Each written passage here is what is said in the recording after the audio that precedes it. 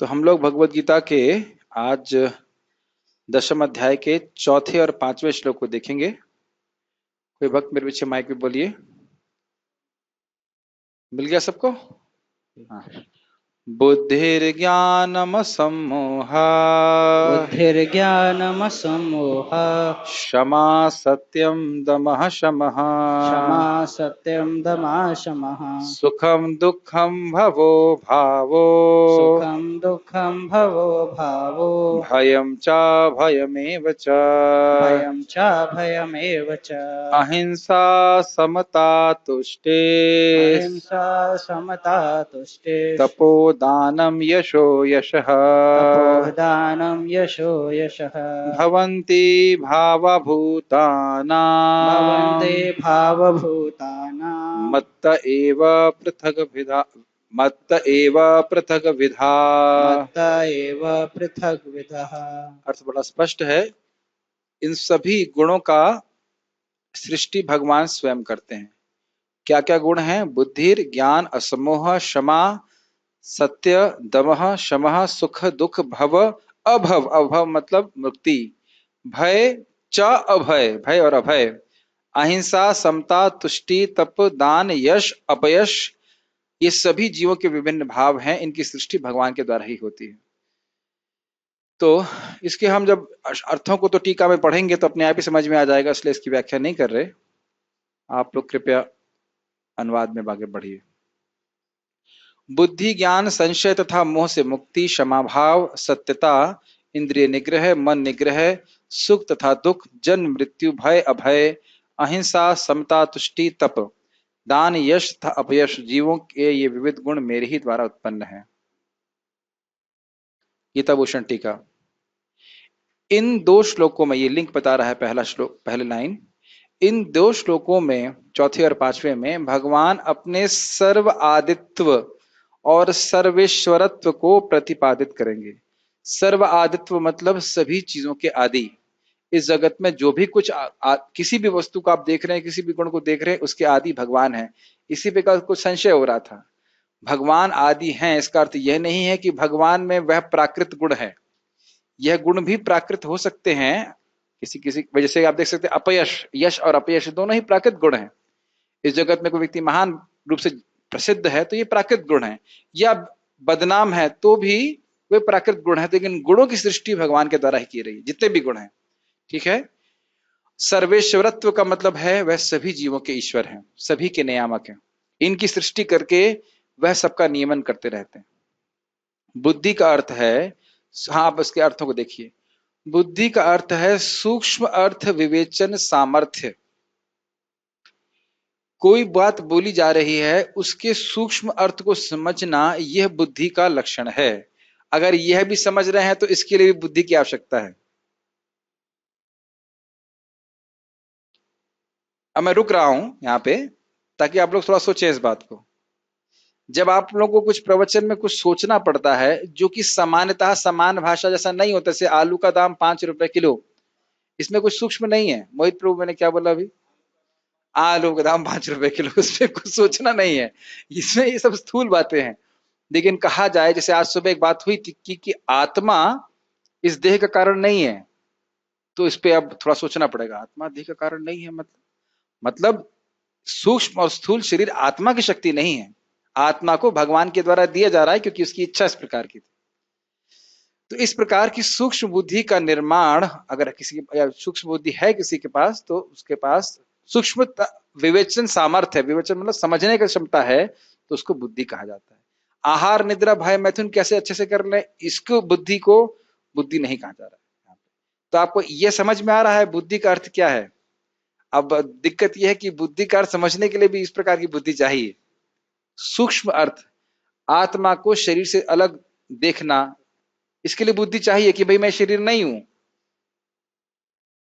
एक विदेशी व्यक्ति को मैं समझा रहा था ये बात, उसको बिल्कुल समझ में नहीं आ रहा था।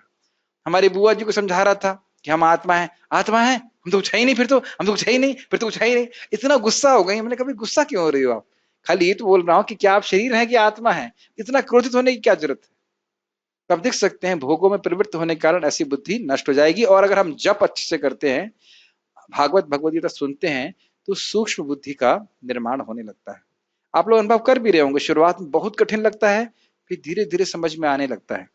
सूक्ष्म बुद्धि का शास्त्र चक्षु डेवलप होने लगता है। अब ये सारी बातों को समझने के लिए थोड़ी सूक्ष्म बुद्धि चाहिए, एकदम ठस बुद्धि नहीं चाहिए। लेकिन अच्छा ना, अगर मान लो ठस भी है तो भी सुनते सुनते सुनते सुनते सुनते सुनते फिर जो है थोड़ा सूक्ष्म होने लगती है। यथा यथात्मा परिमृज्यते सौ मत पुण्य गाथा श्रवणाभिधाने तथा तथा पश्यति वस्तु सूक्ष्मात् चक्षुरथैवान जैसे संप्रयुक्तम। जितनी जितनी मात्रा में जीव शुद्ध होता है भगवान के श्रवण कीर्तन को सुन करके, तो वह वस्तु की सूक्ष्मता को देख पाता है। जैसे आज हमने बताया था ना, 5 जगह भगवान है। कहाँ कहाँ? कार्य कारण समष्टि व्यष्टि और प्रत्यक्ष। प्राय जिसकी स्थूल बुद्धि होगी उसे बड़ा कठिन लगेगा, लेकिन भक्त है तो वह समझ पाएगा। हाँ, ये बात भगवान इस प्रकार से विद्यमान है। ये बात ज्ञान का अर्थ है चिद अचिद वस्तु विवेचन।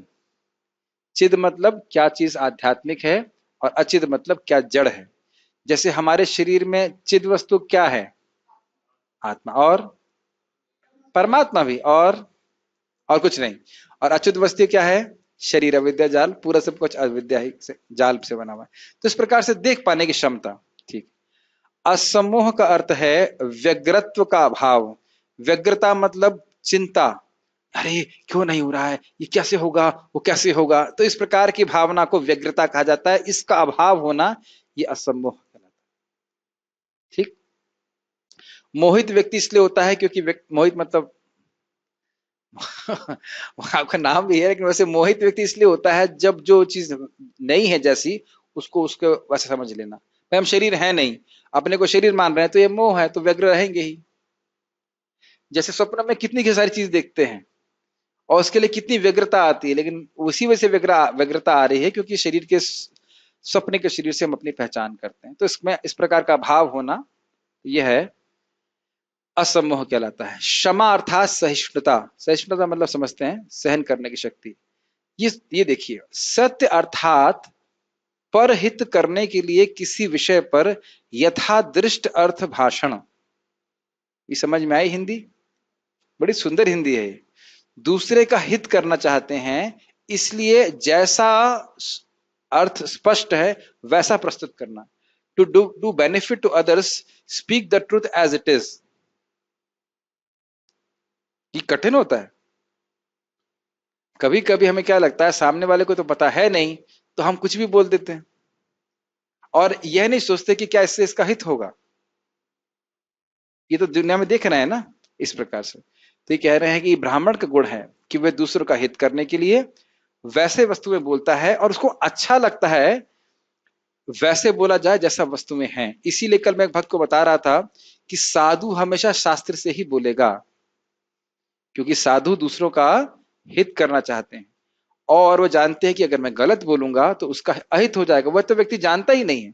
जैसे उदाहरण के लिए कोई व्यक्ति किसी एस्ट्रोलॉजर ज्योतिष के पास जाए, तो 2 तरह के जो ज्योतिष हो सकते हैं। एक जो झूठ बोले अपना पैसा चाहता है, और दूसरा व्यक्ति जो वाकई उस व्यक्ति का हित चाहता है। तो अब वो जानता है कि सामने जो व्यक्ति बैठा है वो पूरा ज्योतिष शास्त्र नहीं पढ़ेगा, लेकिन मैं अगर उससे कुछ उसके हित के लिए सही सही बताऊंगा, उसको पालन करेगा, तो वो जरूर ठीक हो जाएगा। समझ में आ रहा है? उसी तरह ब्राह्मण जानते हैं कि सामान्य लोगों को ज्ञान नहीं है, इसलिए उनको ठीक ठीक ज्ञान देना जरूरी है, भले वो पूरा शास्त्र ना पढ़ पाए। मेरा जो जो बोल रहा है उसका कर्तव्य है कि यथार्थ भाषण करे, यथार्थ भाषण करे। यथार्थ समझते हैं? जैसा अर्थ है, झूठा तरोड़ा मरोड़ा नहीं जाए। इन शब्द अर्थों को समझ लेंगे तो प्रभुपाद जी का जब हम कमेंट्री पढ़ेंगे तो आसानी से समझ में आ जाती है। ठीक है।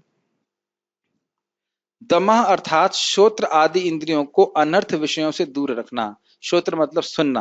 तो इंद्रियों के संयम को दम कहा जाता है। दम का अर्थ दूसरा भी होता है, दम लगाना। सुट्टा मारते हैं कोई तो उसको भी दम लगाना कहते हैं, लेकिन वह अर्थ यहाँ पे नहीं लेना चाहिए। दम का अर्थ क्या होता है प्रभु जी? लिटिल कृष्णा बताइए, दम का अर्थ क्या होता है? दम का अर्थ है अपनी इंद्रियों को संयमित करना, अनर्थ विषयों से दूर रखना। जो विषय अच्छे नहीं हैं, भगवत विपरीत हैं, उससे दूर रखना। दम का अर्थ बताएंगे मोहित प्रभु, माइक पे बताइए। यस। इंद्रियों को संयमित रखना। और इसका अर्थ क्या है? दम का अर्थ है ये। इंद्रियों को संयमित करने का मतलब क्या है? क्या मैं आंखों को से कुछ देखूंगा नहीं? नहीं नहीं, वो विषय का भोग जो है हाँ, उससे गलत वस्तुओं को नहीं देखना। अब समझ में आया? अब बताइए।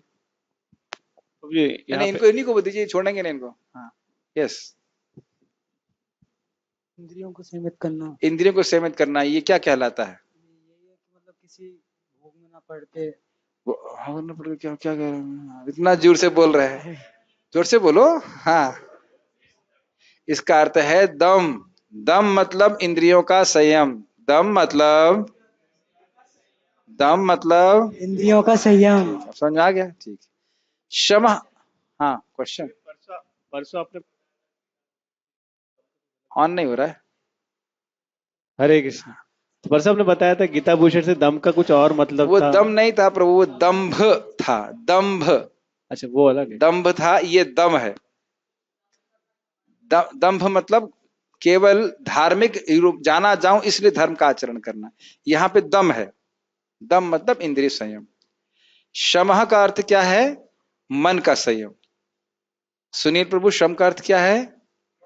गुड। सुख अर्थात अनुकूलता का अनुभव। ये बहुत अच्छी बात है। देखिए, इस जगत में हर समय हम लोग कुछ ना कुछ कष्टों से कष्ट भोगते रहते हैं। तो मन के अनुकूल कुछ लगने वाली बात या विषय हम जब ग्रहण कर लेते हैं तो उसको हम सुख मानते हैं। जैसे अभी आप लोग मट्ठा पी रहे थे, मैं भी पी रहा था। तो आप जब प्यासे थे तो मट्ठा पिया, बड़ा अनुकूल लगा, बहुत अच्छा लग रहा है। 1 गिलास, 2 गिलास, 3, 4, 5, 6 के बाद वही मट्ठा आपको प्रतिकूल लगने लग जाएगा। समझ में आ रहा है? तो मन कुछ, वैसे तो भगवान का प्रसाद है, मैं खाली एग्जाम्पल दे रहा हूं कि कोई वस्तु, प्यास लग रही है, पानी पिया, बहुत अनुकूल लग रहा है। मन के जो कुछ अनुकूल लगता है, मन की अनुकूल वृत्ति को सुख कहते हैं। शानु प्रभु, मन सुख किसको कहते हैं? क्या कहते हैं? क्या, जल्दी बताओ, जल्दी बताओ, क्या खाता प्रभु जी ने, क्या खाता? फिर से रिपीट कर रहा हूं। मन की अनुकूल वृत्ति को हम लोग सुख कहते हैं। मन की अनुकूल वृत्ति को हम लोग, या शास्त्र में सुख कहा जाता है। पार्थ प्रभु, मन सुख किसको कहा जाता है? माइक पे बताइए। सारा जब यहां समझ लेंगे उसके बाद कमेंट्री समझने में कोई कठिनाई नहीं आएगी। मन की अनुकूल वृत्ति को सुख कहा हाँ, जाता ये है। आनंद नहीं है। ये आनंद नहीं, आनंद तो है आत्यंतिक आनंद, आपको उसमें कोई रुकावट नहीं है। वही सुख बाद में दुख का रूप में परिणत हो जाता है। ठीक है। दुख अर्थात प्रतिकूलता का अनुभव, यानी मन की प्रतिकूल भावना को हम लोग दुख कहते हैं। जैसे किसी को कोई मुझे दूध देता है तो मेरे लिए दुख है, वो मेरे लिए तपस्या है। मतलब देता है तो अच्छी बात है, लेकिन मुझको दूध पीना पसंद नहीं है। कोई जबरदस्ती ला के दे देगा तो मैं सोचता हूँ चलो ठीक है, अभी मेरे लिए हित है तो मैं पी लेता हूँ। लेकिन कोई दही ला के देता है तो मुझे बहुत अच्छा लगता है, वाह ये तो बहुत अच्छा है। क्योंकि ये हाँ, ऐसा क्यों? कोई भक्त अब देख सकते हैं आश्रम में झगड़ा करेगा दूध पीने के लिए, हमें दूध चाहिए, और दूसरा कि उसके मन को अनुकूल लग रहा है और पहले का संस्कार है, और किसी का बिल्कुल मन नहीं होता। मुझे याद है घर में एक बार दूध दिया गया था, वैसे तो भैंस का दूध था, और मैं बाहर गया चुपके से और छत से नीचे गिरा दिया दूध को। पीने की इच्छा ही नहीं होती थी, फिर बहुत मार पड़ी थी। तो कहने का अर्थ यह है कि वह वस्तु में कोई सुख नहीं है। हमारा मन अनुकूल और प्रतिकूल भाव कर लेता है, इसको सुख दुख कहा जाता है। कई बार उदाहरण दिया है कि नीम बैगन हमारे यादव पति प्रभु को बहुत पसंद है। अब कहे कि फीस्ट बनाएंगे तो कहीं जरूर कहें हाँ भाई नीम बैगन जरूर होना चाहिए, कह सकते हैं आप, है ना। लेकिन हमारे नॉर्थ इंडिया के भक्त कहेंगे नीम बैगन, हाँ हम तो नहीं खा सकते। तो ये सब जो है मन की अनुकूलता और प्रतिकूलता है। ठीक है। भव अर्थात जन्म और अभाव अर्थात मृत्यु। भव मतलब होता है होना, और अभाव मतलब नहीं होना, समाप्त होना। भय अर्थात, ये बहुत इंटरेस्टिंग है, भय अर्थात आगामी दुख के कारण को देखकर होने वाला त्रास। बहुत सुंदर।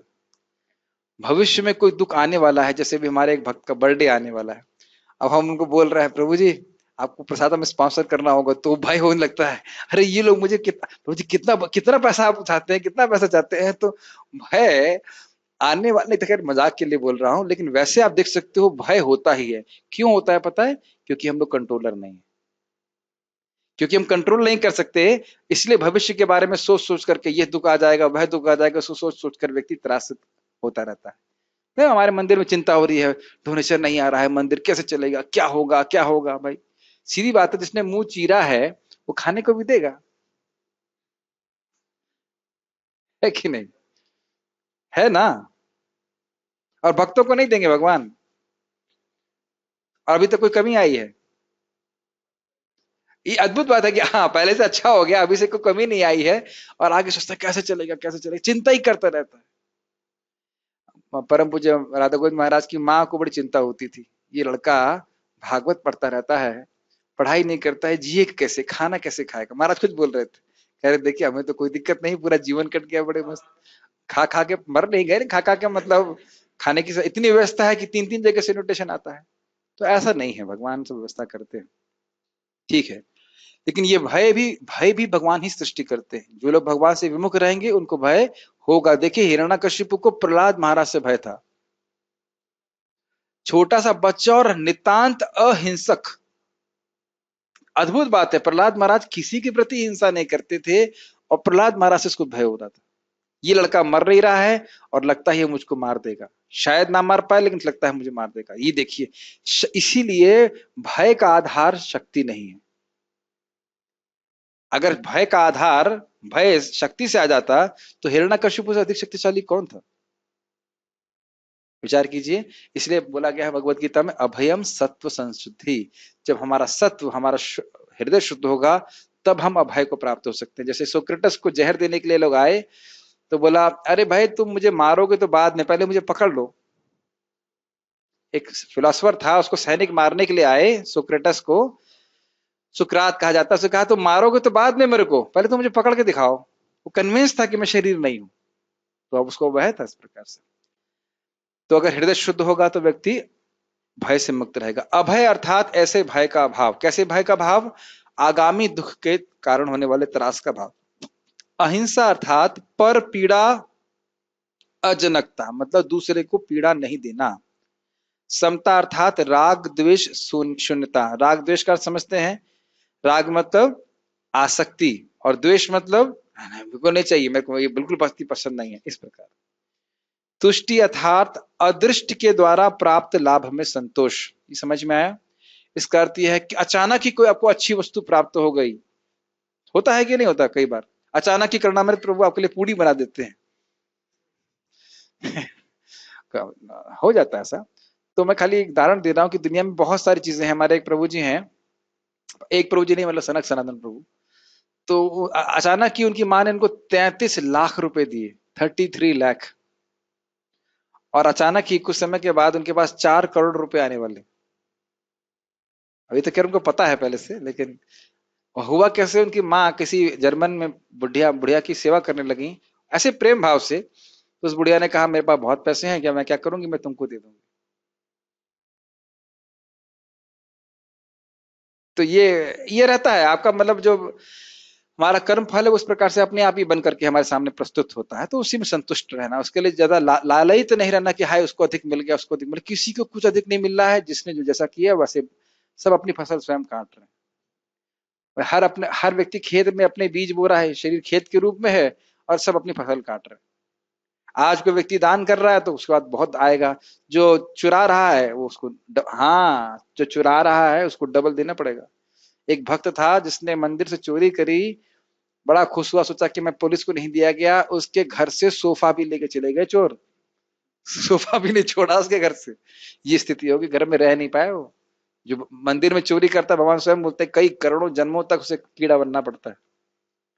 तो ये दोनों चीजें हैं, भगवान को देंगे तो अनगिनत वापस आएगा, और ब्राह्मण का चोरी करेंगे तो फिर वो बहुत देना पड़ता है। भक्त तो खैर विनोद की बात है, भक्त बोल रहे थे कि जो मंदिर के सामने भिखारी है कोई और नहीं है समझ रहे? मतलब मंदिर से चुराए हैं तो अब मंदिर के सामने बैठे भीख मांग रहे हो। अभी कितना शास्त्री का पता नहीं, लेकिन बात सिद्धांत थी। हाँ, लेकिन ये तो सिद्धांत की बात है। देखिए नृग महाराज जो हैं, उनने गलती से एक ब्राह्मण का गाय ले ली थी, ली भी नहीं थी, गलती से आ गई थी, तो कितना भारी नुकसान हुआ था। तो ब्राह्मण का मंदिर का चुराना बहुत बड़ा अपराध है। आप लोग तो सब डिवोटी है, मैं बोल रहा हूं कि ऐसा कभी करने से बहुत बड़ा दंड प्राप्त होता है। ठीक है, हाँ हाँ, ठीक ठीक ठीक। तप अर्थात वेदोक्त काया क्लेश को सहना, ये समझिए। ऐसा नहीं है कि मन गढ़ंत तरीके से कोई तपस्या बना लेना, हम अनशन पे बैठ जाएंगे जब तक हमारी मांगे पूरी नहीं होंगी, ये वेद में नहीं लिखा गया है। तो ऐसे कल एकादशी है तो उस दिन उपवास करना, मूंगफली खाना, फ्राई मूंगफली, मखाने की सब्जी। आज फीस्ट की चर्चा हो रही थी, एकादशी में क्या फीस्ट बनेगा, लेकिन वस्तुतः एकादशी तपस्या के लिए है। जल इत्यादि से जल या फल से रह जाना चाहिए। तो ये वेदोक्त काया क्लेश को सहना, वेदोक्त मतलब जो वेद में बताया गया है। दान अर्थात स्व, ये बहुत सुंदर है, देखिए बहुत अच्छी बात है, दान का कितना सुंदर अर्थ लिखा है। दान अर्थात स्वभोग्य वस्तु को सतपात्र को देना, बहुत बहुत ही अच्छा अर्थ है। ये नहीं है कि जब मतलब फल सड़ गए, चलो भाई साधुओं के पास भिजवा दें, खा ही लेंगे वो लोग, तो बेचारे कुछ मिलता नहीं है। सोचते हैं, ऐसा मत सोचिए। हमने देखा एक दिन रूह अफ़ज़ा की बोतलें भरी हुई थी डिवोटी किचन में, इतनी बोतलें कौन दे दिया, तो देखा उसमें, अरे देखा सबकी डेट एक्सपायर हो चुकी। तो इस तरह से दान देना ना। हाँ, एक बार हमको कहा हमको हमसे पेंट ले जाइए, वो इतना खराब कि दीवार पे सीधे लगाओ तो भी झड़ जा रहा है पूरा। यानी अपना भोग, बहुत ध्यान पूर्वक सुनिए, अपना भोग छोड़ करके दूसरे का हित करने के लिए देना, और वो भी सतपात्र होना चाहिए। हाँ, फटे हुए नोट दान पेटी में डालते, यह सब नहीं है। देखिए जो प्रभुपाद जी बोल रहे हैं 50% देना चाहिए, इसका मतलब क्या है? मतलब यह है अपने भोगों को कम करके दूसरों के हित के लिए कीजिए, ये अर्थ है। और वस्तुतः जीवन चलाने के लिए आपको बहुत अधिक नहीं चाहिए होता, इतना कठिन नहीं है 50% भगवान के बोलो देना, कोई कोई कठिनाई नहीं, लेकिन इसका लाभ क्या होगा, हमको मुक्ति प्राप्त हो जाएगी, समझ ना। तो अब ये दान का अर्थ किसको समझ में आया? किसी को समझ में नहीं आया? पार्थ प्रभु, चलिए काफी लोगों को समझ में आया, पार्थ प्रभु ट्राई करेंगे। मतलब अपने में से थोड़ा बचा के दूसरों के हित के लिए देना, मतलब अपने से बचा के, मतलब जो हमारा भोग है उसको कम करके दूसरों को देना, वो भी सतपात्र को देना, ये इंपॉर्टेंट है। जिसको सतपात्र समझ लीजिए ऐसे कि जैसे अभी आप यहाँ बीज डाल देंगे तो बीज ऐसा ही पड़ा रहेगा, कुछ भी नहीं मिलेगा। लेकिन अगर आप एक अच्छी जमीन पे डालेंगे तो कितने बीज प्राप्त हो जाएंगे, तो सतपात्रता का अर्थ यही जैसे होता है। वृंदावन महाराज बता रहे थे, हम किसी की भी सहायता करते हैं, हाँ, भगवान उससे प्रसन्न होते हैं। यस, भगवान उससे प्रसन्न होते हैं। मान लीजिए कोई भूखा है, उसका हरे कृष्णा करो, नहीं हो गया, तब आपको उस समय कुछ अन्न देना होगा या कुछ प्रसाद देना पड़ेगा, इस प्रकार से। ये बहुत इंपॉर्टेंट है, दान का सुंदर अर्थ है। ये नहीं कि बिल्कुल बच गया, मतलब 50,000 रुपए सैलरी और 500 रुपए निकल रहे, ये कोई दान का अर्थ नहीं होता है, समझ रहे हैं। यश अर्थात सद्गुणों के द्वारा प्राप्त, समझ कहां गया, प्राप्त ख्याति, और इसके विपरीत को यश कहते हैं। कभी कभी लोग इसको भी बहुत अच्छा कहते हैं बदनाम होंगे तो क्या नाम नहीं होगा। लेकिन ये कोई अच्छी बात नहीं है। सद्गुणों के द्वारा ख्याति, और अच्छी ख्याति क्या है बोलते हैं, जो भगवान के भक्त के रूप में ख्यापित है। जैसे प्रहलाद महाराज पिछले मनवंतर में आए थे, छठे मनवंतर में, और आज तक हम उनको जानते हैं। ध्रुव महाराज प्रथम मनवंतर में आए और फिर भी हम उनको जानते हैं। जीवों के देव और मानव आदि योनियों में यह पृथक गुण मेरे संकल्प से ही होते हैं। बहुत सुंदर बात है, बहुत सुंदर बात है, बहुत ही सुंदर बात है। इसमें से सुंदर क्या है, जब हम भगवान को सुख देने के लिए भक्ति करते हैं तो भगवान हमको इन सद्गुण रूपी आभूषणों से आभूषित कर देते हैं। जैसे अपने प्यारे बच्चे को पिता स्वयं ही सुंदर सुंदर आभूषण दे करके सुंदर कर देता है, और फिर कहता है मेरा बच्चा कितना प्रेम, कितना सुंदर लग रहा है। समझ में आ रहा है? बहुत ही अच्छी बात है। जितने भी सद्गुण आप देख रहे हैं ये भगवान से ही आते हैं। यस्यास्ति भक्तिर भगवती किंचना सर्वैर गुणस्तत्र समासते सुरा हरा व भक्तस्य कुतो महद्गुणा मनोरथेना सति धावतो बही। जो भगवान के निष्किंचन भक्त है उसमें सारे सद्गुण आ जाते हैं। क्यों आ जाते हैं? भगवान उससे प्रसन्न होते हैं और स्वयं ही उसको सद्गुणों से विभूषित कर देते हैं। हिंदी समझ में आ रही है? ठीक है, यहां भगवान बोल ही रहे हैं मेरे संकल्प मात्र सारे गुण आ जाते हैं। ठीक है, मैं ही इन सब का कारण हूं। तात्पर्य अनुपम कृष्ण प्रभु पढ़ेंगे। तात्पर्य, जीवों के अच्छे या बुरे गुण कृष्ण द्वारा उत्पन्न हैं और यहाँ पर उनका वर्णन किया गया है। बुद्धि का अर्थ है नीर क्षीर विवेक करने वाली शक्ति। ये समझ में आया? नीर मतलब जल और क्षीर मतलब दूध, तो वही सूक्ष्मता का भेद। हाँ ठीक है। और अब ज्ञान जो चीज हम व्याख्या कर चुके उसको नहीं करेंगे, उसको केवल पढ़ लिया जाएगा। हाँ। और ज्ञान का अर्थ है आत्मा तथा पदार्थ को जान लेना। विश्वविद्यालय की शिक्षा से प्राप्त सामान्य ज्ञान पदार्थ से संबंधित होता है। यहाँ इसे ज्ञान नहीं स्वीकार किया गया है। ज्ञान का अर्थ है आत्मा तथा भौतिक पदार्थ के अंतर को जानना। आधुनिक शिक्षा में आत्मा के विषय में कोई ज्ञान नहीं दिया जाता, केवल भौतिक तत्वों तथा शारीरिक आवश्यकताओं पर ध्यान दिया जाता है। फलस्वरूप शैक्षिक ज्ञान पूर्ण नहीं है। यानी कि भौतिक वस्तुओं का ज्ञान नहीं दिया जाना चाहिए, ये नहीं बोला जा रहा है, लेकिन ऐसा नहीं होना चाहिए कि आध्यात्मिक ज्ञान हो ही नहीं, ये बात बोली जा रही है। तो दोनों का ज्ञान होना चाहिए। यस।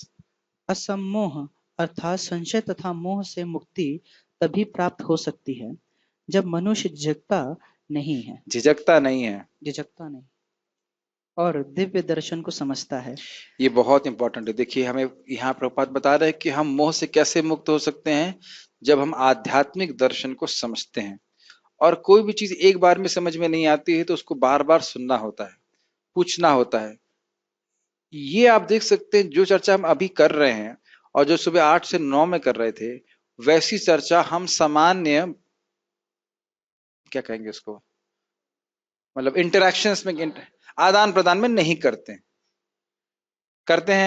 नहीं करते हैं। तो इसलिए आवश्यक है कुछ समय तो बिल्कुल इसको एक्सक्लूसिवली अलग रख करके इस चर्चा में लगाया जाए, क्योंकि हमारा अभ्यास क्या है, केवल पदार्थ के ज्ञान के बारे में, पदार्थ के ज्ञान की चर्चा करने का अभ्यास है, लेकिन आत्मा के विषय में चर्चा करने का अभ्यास नहीं। तो इसका अभ्यास करने की हमको आवश्यकता है।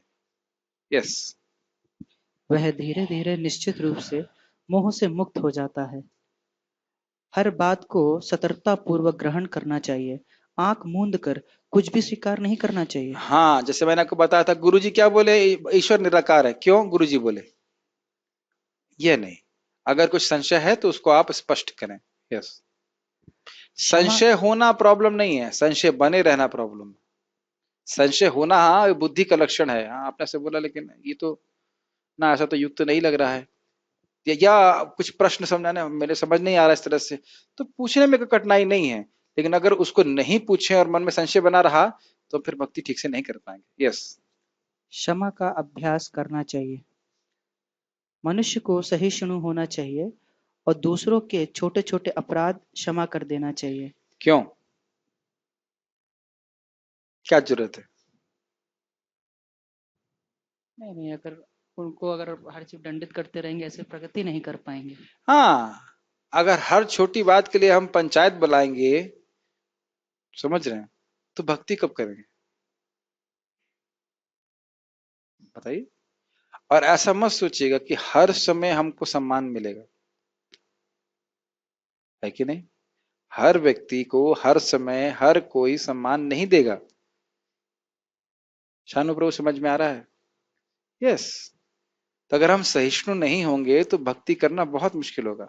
एक बार प्रभुपाद जी फ्लाइट में जा रहे थे और व्यक्ति आगे सिगरेट पी रहा था, तो उनके शिष्य उसको डांट रहे थे या बंद करिए। प्रभुपाद ने कहा हम सहन कर सकते हैं, जस्ट टॉलरेट।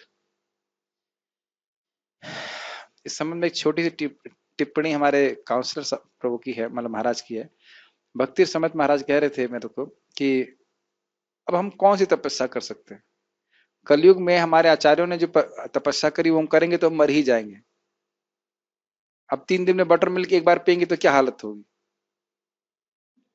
एक दिन में ही हमारे भी, हाँ कल सोच रहे थे, कल ही सोच रहे हैं एकादशी तो आज टैंक भर ले हम पूरा, है कि नहीं, कहीं कुछ कमी ना हो जाए। इस प्रकार से बहुत अच्छी बात भक्ति विज्ञान महाराज कह रहे थे कि अगर हम केवल जल से भी उपवास कर लें तो हमारा 1 ग्राम भी वजन कम नहीं होगा। सोचा आपने? 1 ग्राम भी नहीं होगा। लेकिन ये जो खाने का रस है, इसको अनुभव करने के कारण हम लोग तड़प जाते हैं। आप कल वजन कर लेना, वजन करने की मशीन है हमारे पास। अगर आप सजल भी पानी से रह जाओ तो भी 1 ग्राम कम नहीं होगा। एक दिन में कुछ भी नहीं होगा, होगा नहीं होगा। तो जो भी है 1 ग्राम भी कम नहीं होगा। और फिर भी हम सोचते हैं ना हम सजल नहीं कर सकते, ये तो बहुत तपस्या है, कैसे करें, क्या होगा ना। वो बात खाने की नहीं है, रस ग्रहण करने की। खैर एक अलग विषय है। लेकिन सहिष्णु हुए बिना, तो हाँ बात कर रहे थे कि इसलिए हमें एक ही तपस्या करनी है, और वो ये है कि हमें भक्तों को सहन करना सीखना हो। हर वक्त एक जैसा नहीं होता है, हर वक्त हमारे अनुसार नहीं होता है, तो इसलिए थोड़ा सहन कर लेना चाहिए। यस, पढ़िए। सत्यम का अर्थ है कि तथ्यों को सही रूप से अन्यों के लाभ के लिए प्रस्तुत किया जाए। तो पढ़ ही चुके हैं। यस, तथ्यों को तोड़ना मरोड़ना नहीं चाहिए। सामाजिक ये तथा बहुत खतरनाक है। ये मेरा अनुभव है कि कभी कभी भक्त लोग भी अर्ध सत्य बोलते हैं। उनका परसेप्शन ठीक नहीं होता है, और वह अपना परसेप्शन जो उनके अनुसार सत्य है वह प्रस्तुत कर देते हैं, और इसकी वजह से भक्तों के बीच में बहुत सारी, क्या कैसे, गलत फहमियां उत्पन्न हो जाती हैं। तो इसलिए बोलने से पहले कभी थोड़ा विचार कर लीजिएगा, किसी स्पेशली किसी भक्त के बारे में, कि क्या हम ठीक प्रकार से इस बात को जानते हैं। ये मैं अपने अनुभव से बता रहा हूँ। बहुत सारी बातें बोल देते हैं, वो तो ऐसा है, उसने ऐसे किया, मैं ऐसे बोलता हूँ, मैंने सोचा ऐसे। मैं प्राय ऐसा बोलता हूँ, क्या आपके पास कोई प्रमाण है? नहीं, मैंने उससे सुना। फिर उससे पूछो आपने पास प्रमाण? ना ना, मैंने उससे सुना।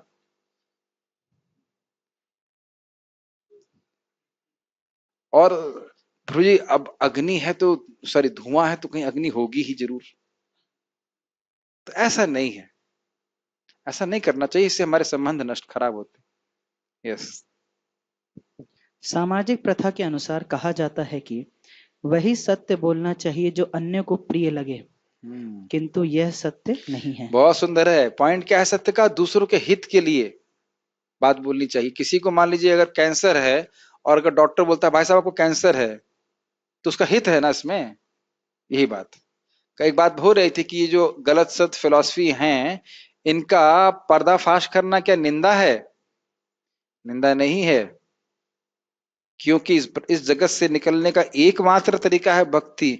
इसके अलावा जो कुछ भी प्रवचन हो रहा है वह सब केवल धोखेबाजी है आत्मा के लिए। तो उनका पर्दाफाश होना ही चाहिए।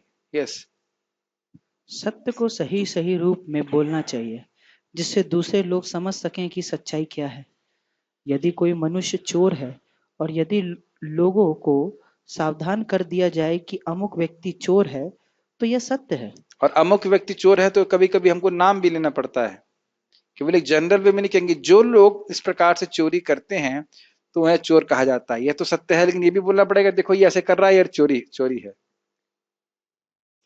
कभी कभी ये भी बताना पड़ता है कि हर नए व्यक्ति को समझ में नहीं आता, ना ना इसके पास इसकी फिलॉसफी मत सुनना। ठीक, यद्यपि सत्य कभी कभी अप्रिय होता है, किंतु सत्य कहने में संकोच नहीं करना चाहिए। सत्य की मांग है कि तथ्यों को यथा रूप में लोक हित के लिए प्रस्तुत किया जाए। यही सत्य की परिभाषा है। सत्य करने में लोग संकोच, कहने में संकोच तब करते हैं जब उन्हें डोनेशन चाहिए होता है, और कुछ व्याख्या की आवश्यकता नहीं है। पढ़िए। दमा का अर्थ है कि इंद्रियों को व्यर्थ के विषय भोग में ना लगाया जाए। व्यर्थ के विषय भोग मतलब विषय भोग आप जीरो नहीं कर सकते, मर जाएंगे। खाएंगे नहीं, मर जाएंगे। सोएंगे नहीं, मर जाएंगे। लेकिन ऐसे विषय भोग में ना लगाया जाए जिससे भगवान से विमुख हो। यस, इंद्रियों की समुचित आवश्यकताओं की पूर्ति का निषेध नहीं है, किंतु अनावश्यक इंद्रिय भोग आध्यात्मिक उन्नति में बाधक है। फलतः इंद्रियों के अनावश्यक उपयोग पर नियंत्रण रखना चाहिए। इसी प्रकार मन पर भी अनावश्यक विचारों के विरुद्ध संयम रखना चाहिए। इसे शम कहते हैं। दम मतलब इंद्रियों का संग्रह, संग्रह निग्रह। और शम मतलब मन का निग्रह। मन का निग्रह मतलब मन भी भोगों में जाना चाहता है तो नहीं, ऐसे बोलना नहीं। जैसे आपने कभी कुत्ता टहलाया हो तो कुत्ता हमेशा गंदी वस्तु भी हो जाता है, तब हाँ बोलने टहलाया लगता है, हमने देखा है। लेकिन कुत्ता हमेशा गंदी वस्तु में जाता है तो खींचो खींचो खींच लेते हैं उसको। उसी प्रकार से मन गंदी जगह जाए तो कभी कभी बोलना भी पड़ता है, ऐसे बोलना पड़ता है। प्रभुपाद जी बोलते हैं कि पूरी तरह से मन आपका आध्यात्मिकता में डूबा हुआ हो तब भी एकदम से कोई भौतिक विचार आ सकता है, सतर्क करना चाहिए, तुरंत बोलना चाहिए नो। भूरिजन प्रभु बोलते हैं आप जब कर रहे हैं कोई बुरा विचार आए तो जो अंदर ही अंदर मन बोलिए नो, ऐसे नो, ऐसा नहीं करना है। तब मन ऐसा मन जो है फिर नहीं नहीं ऐसा नहीं करना, ऐसे कर ये स्थिति बड़ा अच्छी तरह से नो, ठीक है यार। मनुष्य को चाहिए कि धन अर्जन के चिंतन में ही सारा समय ना गवाए। क्या आपने देखा नहीं अपने गृहस्थ भक्तों को, छोटे बच्चों को इस तरह से कंट्रोल करते हुए, ए Shamu no don't go there, ऐसे बोलते हैं ना। जो भी छोटा बच्चा कहीं भाग रहा होता है तो ऐसे बोलते हैं नो नो नो नो, ऐसे। शामू जैसे मैंने बोल दिया, किसी का नाम शामू तो नहीं ना। मैं शानू नहीं बोल रहा, मैं शामू बोल रहा था, शामू। ठीक, ये आवश्यक है। यस, हाँ पढ़िए। यह चिंतन शक्ति का दुरुपयोग है। बहुत सुंदर बात है। चिंतन अगर कृष्ण का हो तो क्या प्राप्त होगा? कृष्ण प्राप्त हो जाएंगे, सीधी बात। और उस चिंतन को भोग में लगाना कितना बुरा इन्वेस्टमेंट है।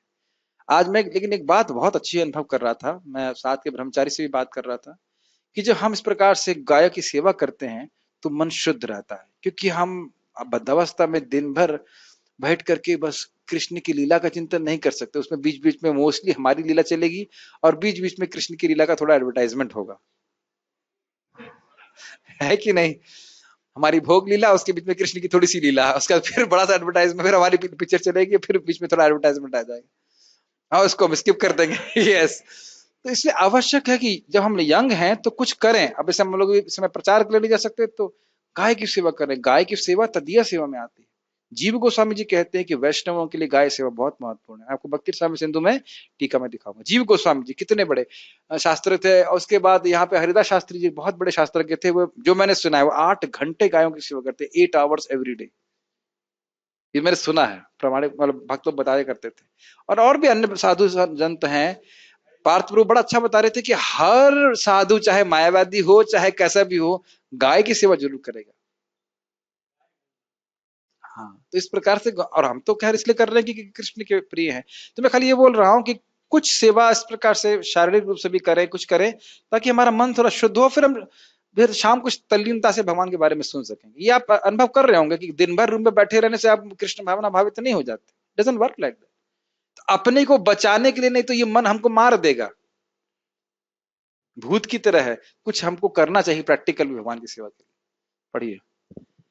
मन का उपयोग मनुष्यों की मूल आवश्यकताओं को समझने के लिए किया जाना चाहिए और उसे ही प्रमाण पूर्वक प्रस्तुत करना चाहिए। मूल आवश्यकता भगवान की भक्ति है, तो कैसे इसको पूर्ण करें, इसको शास्त्र से समझना चाहिए। यस, शास्त्र मर्मज्ञों, साधु पुरुषों, गुरुओं तथा महान विचारकों की संगति में रहकर विचार शक्ति का विकास करना ये चाहिए। बहुत इंपॉर्टेंट बात है। देखिए, प्राय लोग पशु की तरह जीते हैं, वो कभी कुछ सोचते नहीं है। और हम लोग, मैं समझता हूँ, कुछ कुछ सोचना शुरू किए हैं, और वैसी वजह से क्योंकि भगवत भक्तों का संग है। अगर संग नहीं हो, श्रवण नहीं हो, तो हम कुछ सोचेंगे ही नहीं। अगर हम नियमित रूप से शास्त्र सुनेंगे तो अगर कुछ गलती भी करते हैं, तुरंत आपको समझ आएगा, अरे ऐसा तो नहीं करना चाहिए था, शास्त्र में ऐसा वर्णन, ऐसा नहीं करना चाहिए था। तो इस प्रकार से विचारशीलता हम उन लोगों का संग प्राप्त करते हैं जो विचारशील होते हैं। आप अगर अच्छे से जप करोगे और भगवत गीता सुनोगे तो ये पहला गुण स्पष्ट रूप से देखोगे कि आप सोचना शुरू कर दोगे। एक सो सिंपल सी सोचने की बात है। मैं 0 से लेके आया था, 0 पे जाऊंगा। कोई पैसा लेके नहीं आया था, तो इस समय धन का अनावश्यक संग्रह करने की क्या आवश्यकता है? जो नींद मुझे सामान्य कूलर में भी आ जाएगी, पंखे में भी आ जाएगी, उसके लिए एसी और इत्यादि बहुत सारी वस्तुएं इकट्ठा करने की क्या आवश्यकता है? क्या मैं उससे सुखी हो जा रहा हूं? महाराज बता रहे थे कि लोग एसी चलाते हैं लेकिन हृदय में उनका जलता रहता है। बाहर से ठंड रहता है लेकिन अंदर बहुत दम जलते रहते हैं। इसने ऐसा नहीं किया, उसने वैसा हो गया, ऐसा यहाँ प्राप्त नहीं हुआ, इसने वैसा कर दिया, ऐसे करके जलते रहते हैं। पढ़िए। जिस प्रकार से कृष्ण भावनामृत के आध्यात्मिक ज्ञान के अनुशीलन में सुविधा ही वही सुखम है, इसी प्रकार दुखम वह है जिससे कृष्ण भावनामृत के अनुशीलन में असुविधा हो। जो कुछ कृष्ण भावनामृत के विकास के अनुकूल हो उसे स्वीकार करें और जो प्रतिकूल हो उसका परित्याग करें। स्पष्ट है, इसमें समझाना नहीं है, ठीक है। भव अर्थात जन्म का संबंध शरीर से है। जहां तक आत्मा का प्रश्न है, वह ना तो उत्पन्न होता है ना मरता है। इसकी व्याख्या हम भगवत गीता के प्रारंभ में ही कर चुके हैं। जन्म तथा मृत्यु का संबंध इस भौतिक जगत में शरीर धारण करने से है। और यह क्यों होता है? इच्छाओं के कारण बार बार हाँ, जन्म लेना। भौतिक इच्छाओं के कारण लालसा रह जाती है कि काश ये मिल जाए, और उसके बाद दोबारा जन्म लेना पड़ता है। यस, भय तो भविष्य की चिंता से उद्भूत है। ये समझ में आया?